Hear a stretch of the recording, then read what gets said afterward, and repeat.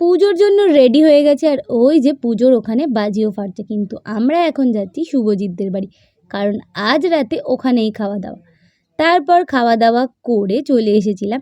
তারপর রাত 12টায় গেট টপকে যাচ্ছি সবাই পুজো দেখতে, আর সেই সময় পুলিশ এসে বলছে গেট টপকাচ্ছ কেন। আসলে পুজো দেওয়ার লাইনে প্রচণ্ড ভিড় ছিল, তাই গেটে তালা দিয়েই সবাই চলে গেছে পুজো দিতে। তো আমরাও বকবক করতে করতে পুজোর গেটের সামনে চলে এসেছি। সামনে ছোট করে একটা মেলাও বসেছে।